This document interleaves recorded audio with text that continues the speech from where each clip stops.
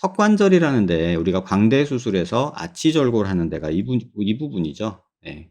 아치절골을 하는 부분이 이 부분인데 이 부분을 우리가 가장 많이 이제 얘기를 하죠. 그리고 대부분 소리가 나면 귀에서 소리가 나니까 귓구멍이 여기거든요. 가까워요 또. 그러다 보니까 여기에 뭔가 문제가 있으면 소리가 날 수도 있겠다라는 이런 일반인들도 생각할 수 있는 합리적인 의심을 하게 되는 거죠. 어쨌든 해부학적으로 보면 턱관절은 이렇게 조인트 캡슐이라고 해서 주머니처럼 이 콘다일이라는 턱에 있는 뼈와 템포랄 본이라는 이 뼈의 포사, 뭐 아티큘러 스페이스 또는 뭐 그레노이드 포사 뭐 이런 말들을 쓰는데 그런 뼈의 오목한 소켓에 콘다일이 이렇게 들어가 있는 그런 구조로 돼 있어요. 근데 그 구조를 이렇게 캡슐, 인대라고 하는 우리가 흔히 말하는 인대말이라고 하는 그런 것들로 주머니처럼 싸고 있죠. 그래서 그 안에서 얘네들이 이렇게 움직여요. 근데 그 사이에는 또 디스크라고 그래서 그 패딩 역할을 해주는 뼈끼리 부딪히면 아플 거 아니에요. 그래서 패딩 역할을 해주는 디스크라는 게 존재하고 또 요런 애들이 덜렁거리지 않고 흔들리지 않고 잘 자리를 잡고 있도록 하기 위한 주변에 이렇게 여러 라테랄 리가멘트라고 해서 요렇게 앞에서 잡아주는 것도 있고요.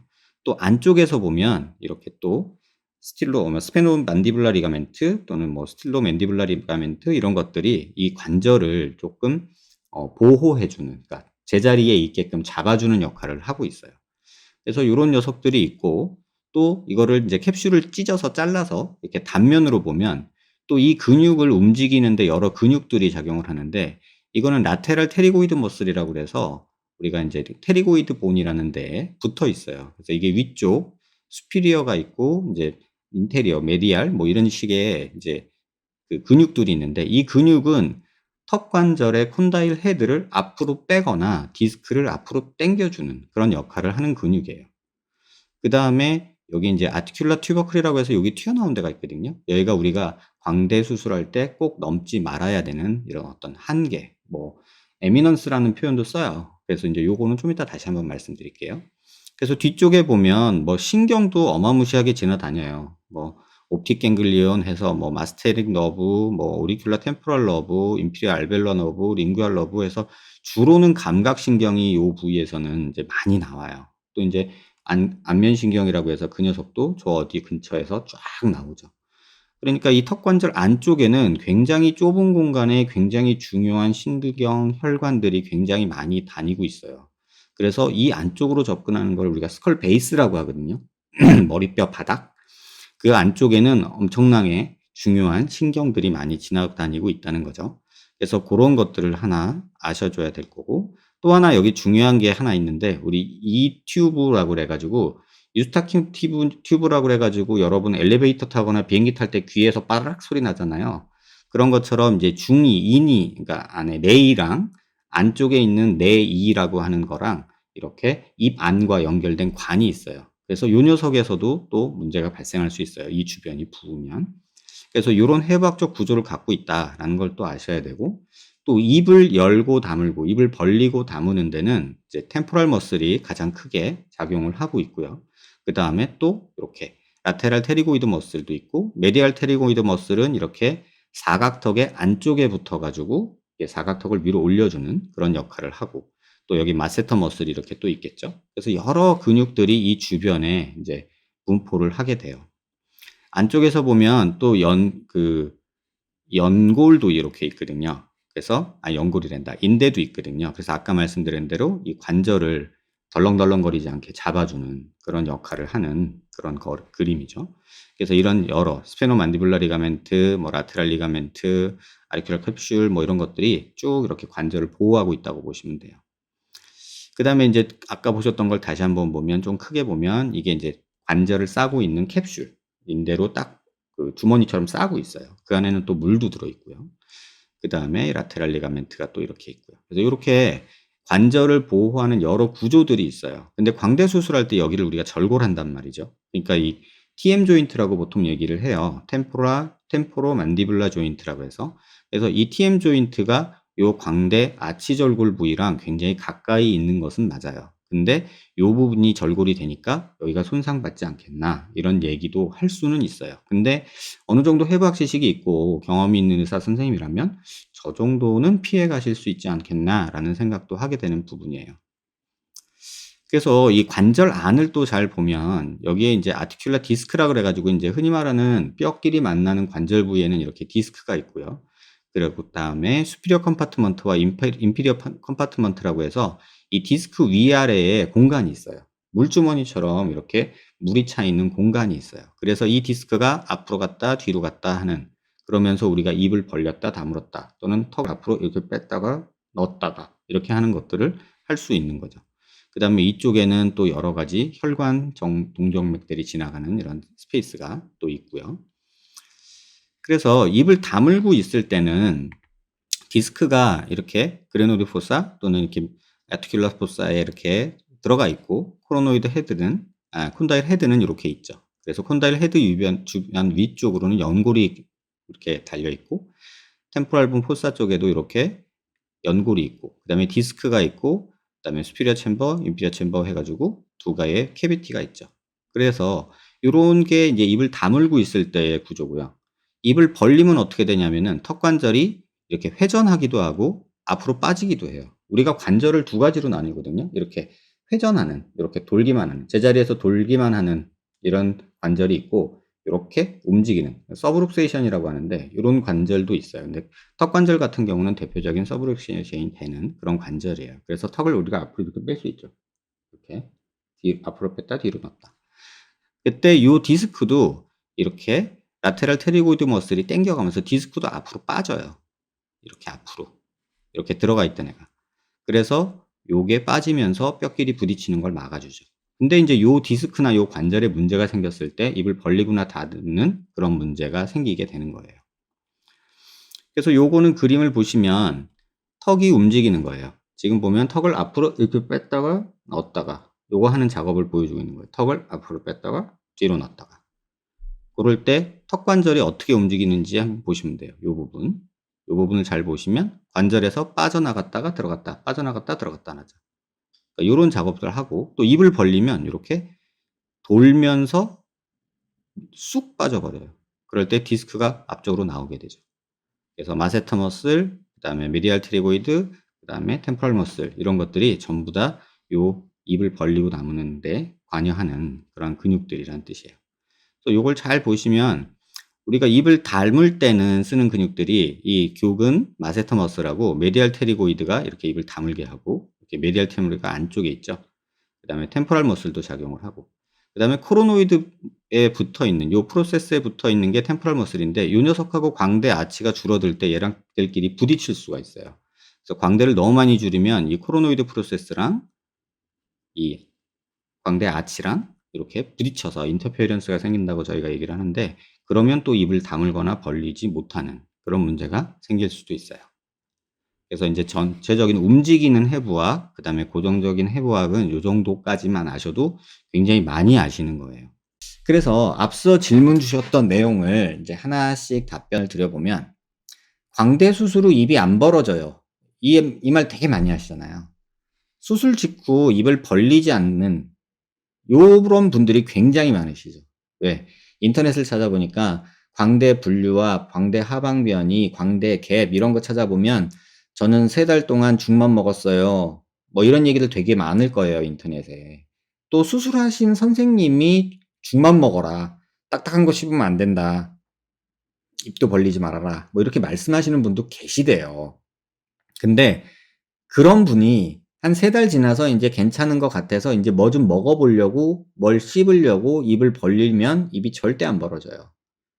대부분이 그 인터넷이나 어떤 수술 직후에 입을 안 벌리고 쫑쫑쫑쫑하고 이랬던 분들, 죽만 먹고 3달 지냈다는 분들, 이런 분들이 꼭 3달째 입 벌리려고 했을 때 입 안 벌어진다는 얘기를 하세요.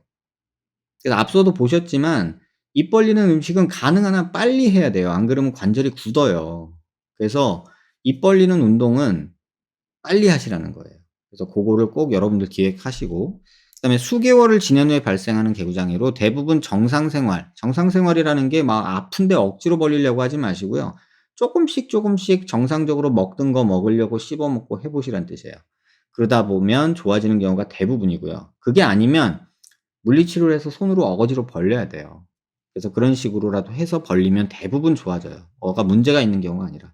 근데 안 벌어진다고 계속 안 벌리고 쫑쫑거리고서 6개월 넘어가면 그때는 진짜 힘들어서 수술로 끊어 줘야 될 경우도 있어요. 그래서 아까도 논문에서도 봤지만 수술 후 최소 2주 정도부터는 정상적인 식사와 입 벌리기 운동이 도움이 돼요. 근데 여러분 걱정하시는 분류압이나 하방변이나 광대갭이나 이런 것들을 막으려면 입을 벌리는 거는 사실 큰 영향은 안 줘요. 오히려 딱딱한 걸 씹을 때 마세타먹셀이 수축할 때가 문제예요. 그래서 차라리 꽉 씹는 행동이 위험한 거지 벌리는 건 괜찮으니 빨리 좀 벌리는 연습하십시오라고 저는 말씀을 드리고요. 그다음에 너무 오래 입 안 벌리고 그런 식으로 막 버티면 나중에 진짜 입 안 벌어져서 고생 아주 된통하세요. 그러니까는 인터넷상에서 보이는 뭐 2달 동안 죽만 먹었어요. 뭐 이런 얘기는 안 하셨으면 합니다. 광대 수술 후 입을 벌릴 때 아파요. 똑같은 얘기죠. 먼저 수술 직후에 입이 아파요 그러면요, 무조건 CT를 찍어 봐야 돼요. 아까 보셨지만 너무 많이 줄어들어서 아치랑 코로노이드 프로세스랑 인터피어런스가 생기는 경우도 있고, 또는 아치가 하방변이 돼서 이 콘다일이 앞으로 나가는, 입을 벌릴 때 나가는 그걸 길을 막아서 그런 경우도 있어요. 그래서 CT로 무조건 확인을 해 봐야 돼요. 그래서 글만으로 뭐라고 설명드리기는 어려워요. 또 CT로 봤을 때 뭐 고정한다고 나사가 관절을 침범했을 수도 있고 또 여러 가지가 있기 때문에 무조건 CT는 찍어서 확인해 봐야 되고, 필요하면 MRI도 찍어서 봐야 돼요.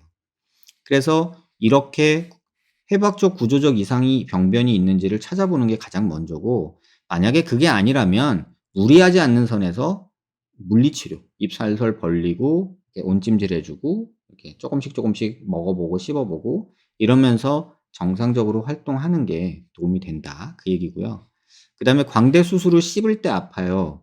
여기에 대해서는 쪼끔 여러 가지 생각이 있어요. 마찬가지 이것도 CT로 확인을 해 봐야 되는 건 마찬가지인데, 씹을 때는 얘가 물리면 관절이 여기를 이렇게 그레노이드 포사 안쪽으로 콘다일 헤드가 꽉 밀어요.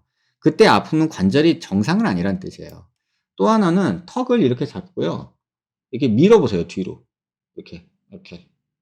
이렇게 할 때 아프면 턱 관절에 문제가 있는 경우가 있어요. 또는 이렇게 앞으로 빼는 거. 이렇게 앞으로 빼는 게 안 되는 경우도 있거든요. 그럴 때는 턱 관절에 문제가 있다는 거 한번 생각해 보셔야 돼요. 그래서 요런 경우도 한번 병원에서 CT, MRI 찍고 한번 해 봐야 돼요. 그다음에 이렇게 턱을 밀을 때 이렇게 보이시나요? 턱을 이렇게 미는 거예요. 그랬을 때 아프면 턱 관절에 문제가 있을 수 있다, 고거 생각하시면 되고요. 그다음에 광대 수술 후 귀에 소리가 나요. 이 얘기 굉장히 많이 하시죠. 플레이트가 부러졌나요? 이런 얘기. 그거 제가 말로 들어서는 답을 모르고요. 무조건 CT 찍어 보면 바로 보이고요, 일단. 근데 소리가 나는 경우에 대부분은 귀에서 나는 경우가 많아요. 아까 말씀드린 대로 피딱지가 들어갔거나 아니면 귓밥이 꼈거나 이런 경우도 있고, 또는 수술하고 이 부위가 전반적으로 부어 있고 얼굴이 전체적으로 부으면서 이 튜브가 막혀서 바시락거리는 소리가 날 수도 있고요. 또는 관절에서 소리가 나는 거는 이상한 건 아니에요. 정상적으로 이런 소리 나잖아요. 이런 것처럼 정상적으로 나는 소리일 수도 있어요. 다만 바시락바시락 하는 소리, 모래 흘러가는 소리, 그런 소리는 아마도 귀에서 나는 소리일 거고, 만약에 뚝뚝 이런 소리라면, 우리 손 이렇게 할 때 나는 소리 같은 거면 정상적인 가능성이 많고, 근데 그게 아니라 턱 이런 거, 턱 이런 거, 파핑한다고 나는 소리 있거든요. 그런 소리라면 뭔가 문제가 있을 수도 있다라는 식으로 쪼끔은 이해하셨으면 좋겠어요. 그래서 소리가 나는 경우 굉장히 많지만 이게 문제가 되는 경우는 그렇게 많지는 않아요. 그리고 만약에 수술 후에 소리가 나는 분이라면, 뭐 관절에 문제가 있어서 그런 경우라면 사실 수술 전에도 소리는 났을 거예요. 그리고 뭐 플레이트가 부러져서 소리가 나는 경우는 거의 지금까지 제가 못 봤고요.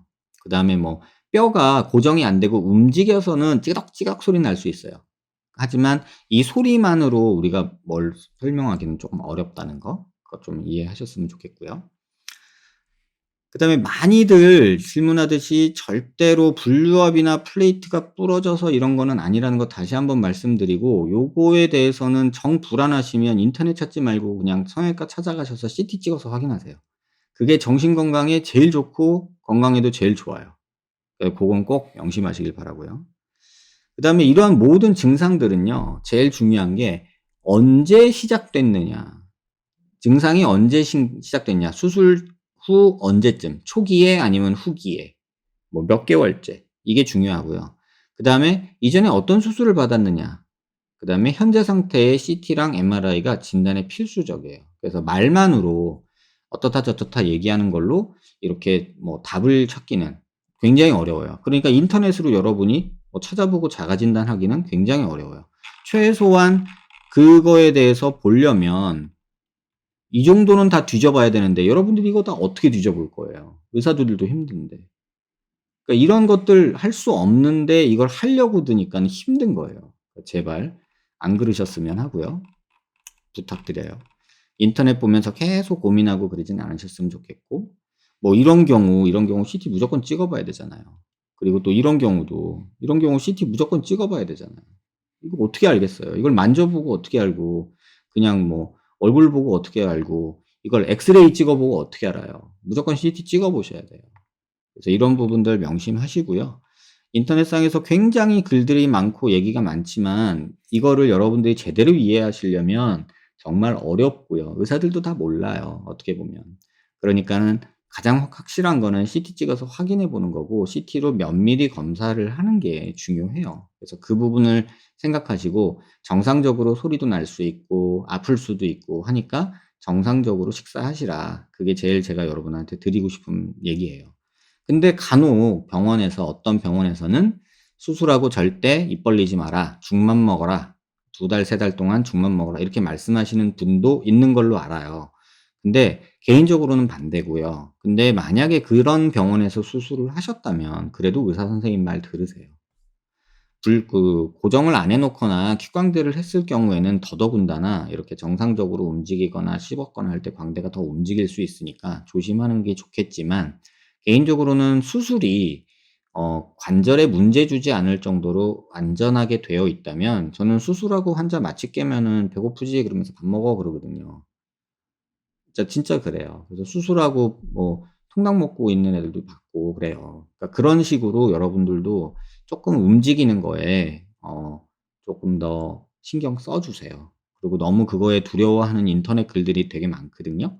그거는 쪼끔은 '카더라 통신 아닐까.'라는 생각이 들고, 혹 어떤 선생님이 수술해 주신 분이 "그래도 1-2 달은 죽만 먹어."라고 말한다면 제 말 듣지 말고 그분 말 들으세요. 그래야 무슨 문제가 생겼을 때 그분이 해결을 해 주시지, 제가 그랬다고 제 말을 들으시면 안 돼요. 무조건 수술해 준 선생님 말이 맞다예요. 왜냐하면 그래야 문제가 생겨도 그분이 해결을 해 주죠.